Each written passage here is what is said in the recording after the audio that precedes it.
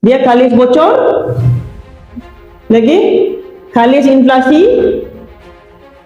Dan juga kalau berlaku keruntuhan duit, keruntuhan sistem duit, kita akan tenang.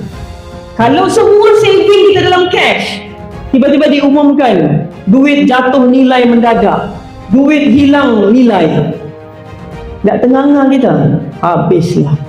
Hati-hati. Okay, so ada orang cakap macam ni, okay, boleh saya menyimpan tapi saya bahagikan separuh dekat ASB. Saya cukupkan dulu saving dalam ASB, lepas cukup 6 bulan saving baru saya simpan emas. Siapa setuju macam tu? Angkat tangan.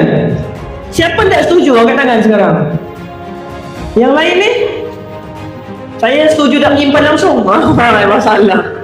Okay, jadi kenapa saya cakap jangan tunggu?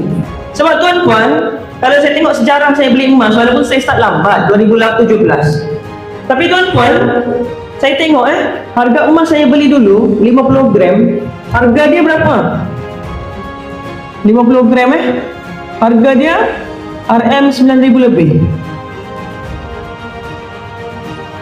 Hari ini harga berapa? 50 gram 19,000. Jauh ke tidak beza dia? Lebih kurang 9,000 ke 10,000. Ada lagi, saya beli dulu yang saya boleh ingat lah ni, 5 dinar. Harga dia 3,800 masa tu. Hari ni harga dia sekitar 8,000 lebih. Jauh beza dia. 5 tahun lah tu. So kalau orang tu cakap cukupkan 6 bulan menjadi saving cash dulu baru dia mula simpan emas, kawan dia yang sudah start simpan emas untung banyak sudah, walaupun kita tak akan jual lah emas-emas kita ni. Okay?